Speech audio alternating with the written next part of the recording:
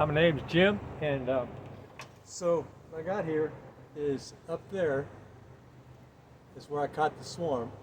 Last night at dark, I closed the port, transferred them down into that hive down there. I don't know if you can see that. Yeah. And then I put that box that's on the right there back up there, which is what I caught them in. And so this morning, and I put a bunch of leaves in the front of the entry last night. So this morning that box was full again of bees. So I took that box and put it down there. And there's bees flying around there, but I'm thinking they're slowly working their way down into that hive. They're figuring out, well, it's not here anymore. But I think the queen's pheromones are getting their attention. I think they actually go up and say, "Hey, Mary, it's down here now." I think they're collecting each other, maybe. There's less and less bees flying around up here, and so it's kind of waiting to see. There was a big cluster this morning, just hanging underneath a piece of wood there. I took another little narrow piece of wood, slowly scooped them all underneath that little piece of wood, and put them in front of that hive. So they're still coming out of that box that says welcome. That's the baited Nuckbox. They're still coming in and out of there because they still see it as their initial home. And so the ideal situation is to take it a couple miles away for about a week or so, or two, and then bring it back. But I don't have a situation. I'm not in that kind of situation. So this is how I do it. It's the same thing I did with the swarm that I caught up there last year. I just would put a box up there at night, so the scragglers, they're not sure where to go. And so the next morning, I would put it down next to the hive, where they should be. They would get in the line and go into the box. They'd smell their queen's pheromones. And I just did that for about a week, until one day I just stopped doing it, and I guess they got the memo. Because for about 3 or 4 days, they were just flying back and forth from the box, the empty one, into their one that I wanted them to go to. I watched them fly back and forth, so they knew where their new place was, but they just instinctively wanted to go back to the place that they first remembered. So what I think I'll do next time is, when I catch a swarm at night, I will transfer them that night. I'm not going to wait a week. But there's too many of them over that week period got a strong memory of up there. If they have a weak memory and they come out in the morning of their new location, right, and it hasn't even been 24 hours, so there hasn't been all that many that come out and orientated to the new location yet, I think that they'll do better. I'm going to give that a try on my next swarm, see how that works. And they're just circling up there. Just, where is it? Where is it? They'll get it. They have nowhere else to go. They'll bounce. Maybe they'll bounce around this hive. They'll bounce around that hive. Oh, this ain't it. Then they'll bounce around that one. Oh, there's my queen's pheromones, and then they'll go in.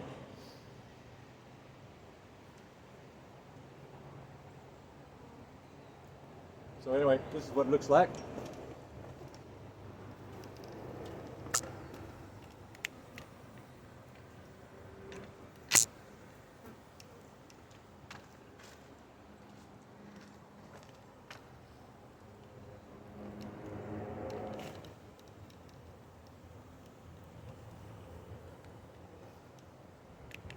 That's the setup I have.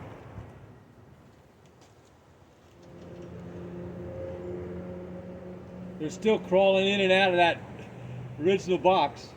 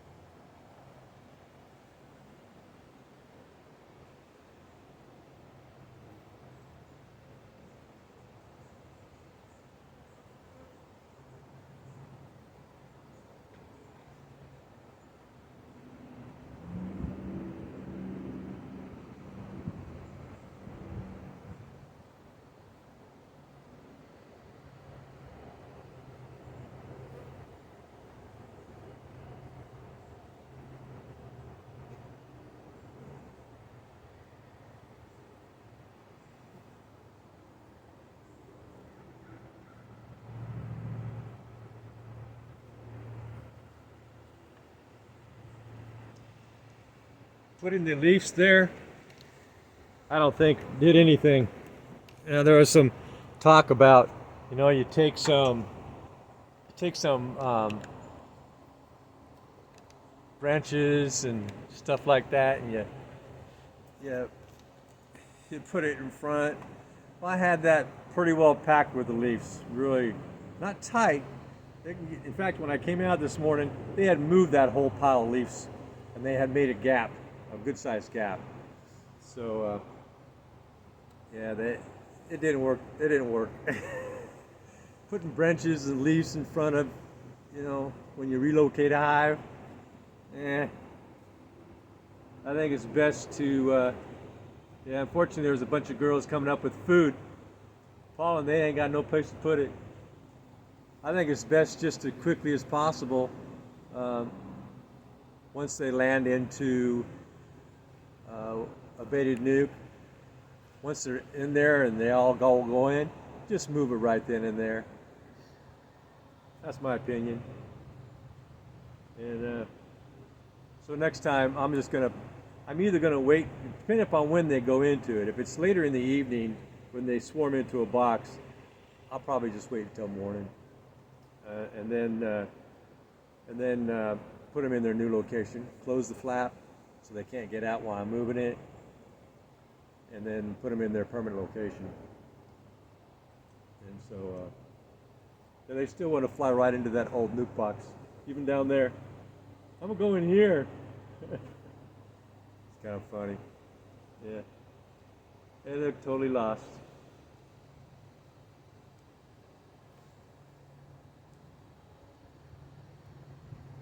So this is 7 days from about the time I caught them. And the recommendation is to wait about 7 days so the queen starts laying eggs and they start to feel comfortable. And the talk is that if you move them too quickly, they can literally swarm back out, which makes sense. The queens still can fly out. If the group says, I don't like this new location, you can lose that hive, you can lose that swarm. But I got so many nuke boxes baited around here, they would just go into another one, then I have to do it all over again.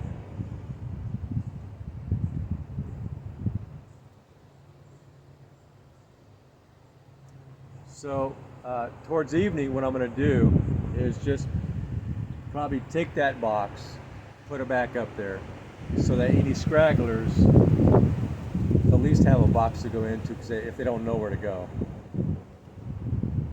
Then in the morning, I'll put it back down there again.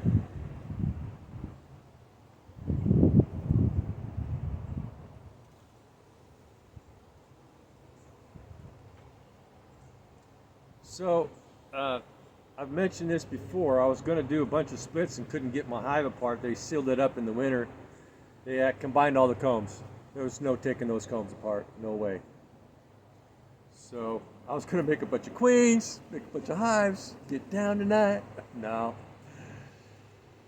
Yeah, so I just manually took the top brood box off and divided it. And about a week later is when I caught the swarm, maybe 2 weeks later. So it went from 1 hive to 3. And I inspected the split that I did last night, and they're doing really well. I took 1 frame of honey out of the split that I did, because I left the super with the split, so they had plenty of resources. So I took 1 of the full honey frames out of the super, and I put it in the new swarm box I caught, brood box. So they have plenty of food over here now. Yeah. So just all these other scragglers up here, they just haven't gotten the memo yet, right? Their instinct is to continue to go back up. So even if they go in that box, in and out, if I was to put that box back up there, they would come out of that new box down there, their new home, and they would go back up into the box. Over, then they'll fly out of that Nuckbox up there into that, and they'll go back and forth out of memory. Just they'll go back and forth for days, if not weeks. Yeah, last year I put a stop to that. They were flying back and forth. You know, they knew where that new hive was, right? They were going back and forth. And that's when I finally said, okay, now you're just playing tag with boxes, box tag, right? And I took that down, and then of course that stopped that. They buzzed around there for a few days after there was no box, but eventually that stopped. That was probably about 3 days, and then there was no more of that. So, yeah, last year when I did something similar, I must have done it 10 times, maybe a dozen. Take the box down, put it right in front of the entry like that there. I got it right in front of the entry, right? Got it right in front of the entry, and so that's that baited nuke box that you see right in front of the entry. And I watched them last year. They just would, they had these long, thick lines. They would come out of the nuke box and go into the new hive because they can smell their pheromones. And I would watch bees go in and all of a sudden come out with a bunch of bees behind it. So they were bringing some out. Now, come on, girls, come on, because some of them are nursing bees and they don't know where to go. They're totally lost. And so the foragers will go, come on, come on, youngsters, and lead them into the new box. And I watched that happen many times, over and over and over. Yeah, kind of interesting. Because they really want all of them to survive, because they know that strength is in the numbers, and they want as many of their sisters to get the memo of where the new place is, because that's going to inevitably make the hive stronger and be able to defend itself from predators like wasps and other predators, even other bees. If you got a weak hive, other bees want to go in there and take the resources. So yeah. So tonight I'll take that and put it back up there. Play the little Nuckbox tag.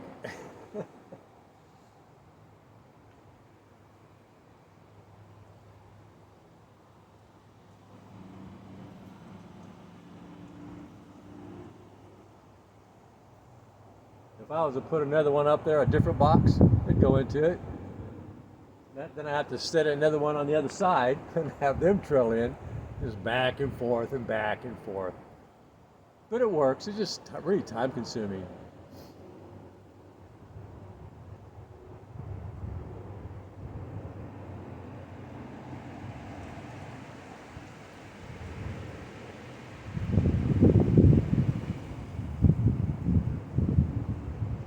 Okay, just thought I'd share you what's happening today with the swarm I caught last week.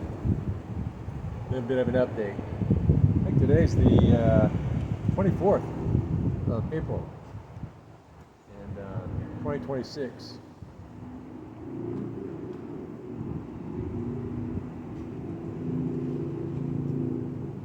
If you subscribe, thumbs up, ring the bell, click a like, comment.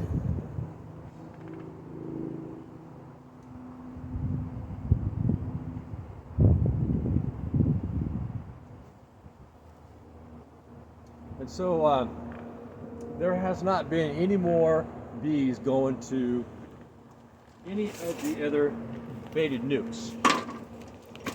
Zero. Now and then there'll be like a straggler. But now you got marauders, not necessarily marauders. These are curious creatures, right? So if they get a sniff of something, see if I put some lemongrass around there, they're going to come and investigate, but they're not going to be looking for a home necessarily, right?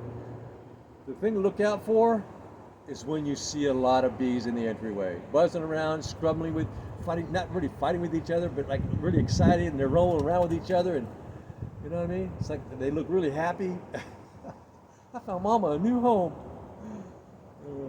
So that's what I'm going to be looking for, not a bee that goes in and investigates this one or that one now and then. I'm going to look for clusters of bees that are clustering around my baited nukes. The first time I see that, I'm going to go in and make sure that there's no bugs in my baited nukes. Make sure I've got new lemongrass scent on the outside every morning, and go into attack swarm catching. Right? It's like attack mode for catching swarms. And I'll keep that up until I no longer see clusters of bees in all of my baited nukes. Because I'll know then that they've already found a home. If it's not mine, they've already found one somewhere else.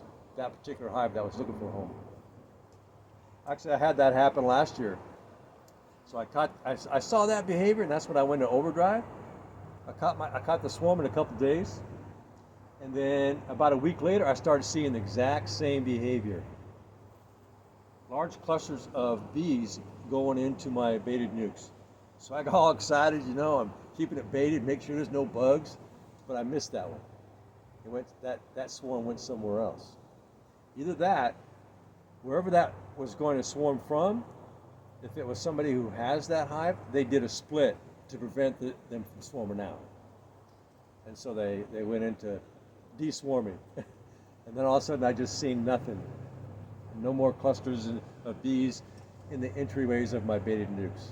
Just now and then wandering here or there, just doing what bees do, investigating for resources. Oh, they're mostly gone now up there. Good. Looks like they're getting the memo. They're still going in and out of the baited nuke though. It's like their second home. Because it still has the queen's pheromones, and you know what I mean? They still have a memory of it being their home, and it's right next to where now the queen is. She's inside the brood box, the big box there. And so they have that memory, plus her pheromones are still in there. There's still a little piece of comb with some honey on there that they put in there. For the week that they were in there, I had to take out a big section of comb that they built from the lid. They built it from the lid, right?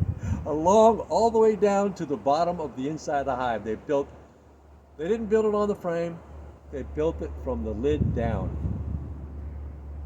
They wanted to start creating a center inside the hive, so they made one without a frame there. They were making their own frame, honeycomb frame. And okay, just thought I'd drop this update. All right. Good day. Do the Margarita.